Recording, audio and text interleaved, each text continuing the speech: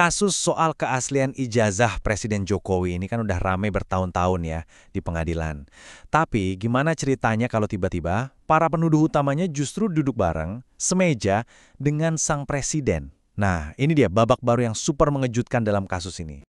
Beneran loh, Anda nggak salah dengar. Setelah bertahun-tahun saling serang lewat jalur hukum, tokoh-tokoh utama yang menuduh akhirnya bertemu langsung dengan Presiden Jokowi.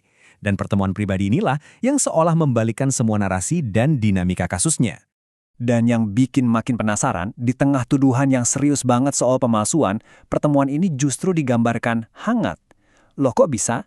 Gimana ceritanya perseteruan sengit di pengadilan bisa berubah jadi pertemuan yang akrab? Oke, mari kita coba bedah bareng-bareng apa yang sebenarnya terjadi. Jadi, apa sih yang terjadi dalam pertemuan yang nggak disangka-sangka ini? Pertemuan yang jadi babak baru setelah konflik hukum yang berjalan hampir 4 tahun. Coba deh bayangin suasananya tanggal 8 Januari itu di kediaman Presiden. Di satu sisi ada Presiden Jokowi, nah di seberangnya ada dua penuduh utamanya, Egy Sujana dan Damai Harilubis, lengkap dengan pengacara mereka. Pertemuan ini, kabarnya, dijembatani oleh kelompok relawan Reco. Oke, sebelum kita lanjut, biar kita semua paham kenapa pertemuan ini jadi begitu heboh, kita perlu mundur sedikit. Apa sih sebenarnya inti dari kasus ijazah palsu yang udah jadi drama panjang ini? Ya, inti dari semua ini adalah satu tuduhan, ijazah palsu. Klaim ini pada dasarnya mempertanyakan keaslian ijazah sarjana Presiden Jokowi. Dan ini bukan sekedar gosip loh, ini udah jadi dasar gugatan hukum yang serius dan panjang. Ceritanya tuh panjang, dimulai sekitar 4 tahun yang lalu, waktu Egy Sujana secara terbuka nantang Presiden Jokowi. Nah, tantangan itu kemudian nggak berhenti di situ, tapi berlanjut jadi gugatan resmi di pengadilan. Dan puncaknya, ya pertemuan pribadi tanggal 8 Januari kemarin. Nah, biar kebayang segimana kerasnya sikap mereka di awal, dengerin deh pernyataan Egy Sujana di masa lalu ini. Dulu, tuntutannya jelas banget, tunjukkan ijazah asli atau pertarungan hukum jalan terus. Sikap inilah yang bikin pertemuan mereka dengan Presiden jadi sesuatu yang, wow, signifikan banget. Nah, disinilah ceritanya jadi makin menarik. Ternyata pertemuan itu bukannya bikin semua penuduh jadi satu suara. Justru sebaliknya, pertemuan ini malah memicu perpecahan strategi yang besar di antara mereka. Perpecahannya kelihatan jelas banget di sini. Di satu sisi, ada kubu Egy dan Damai yang kelihatannya memilih jalan rekonsiliasi, jalan damai. Tapi di sisi lain, ada kubu Roy Suryo yang bersikeras, enggak, kita lanjut terus di pengadilan. Satu pertemuan, tapi menghasilkan dua jalan yang benar-benar berbeda.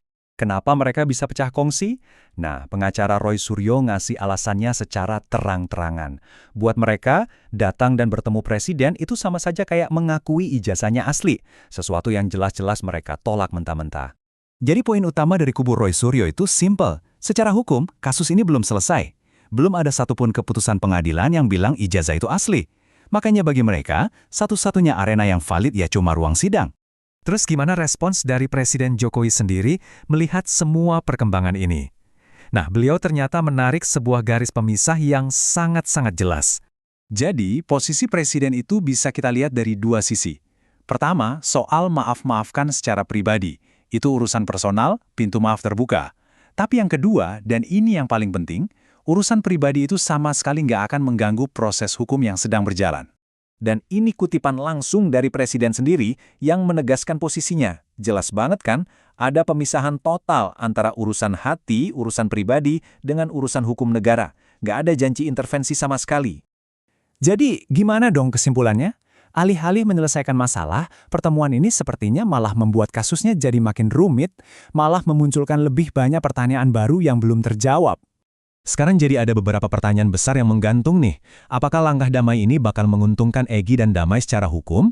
Terus, dengan pecahnya kubu penuduh, apakah ini justru akan melemahkan gugatan mereka?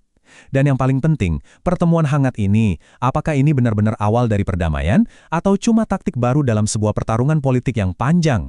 Pada akhirnya, ini meninggalkan kita semua dengan satu pertanyaan besar.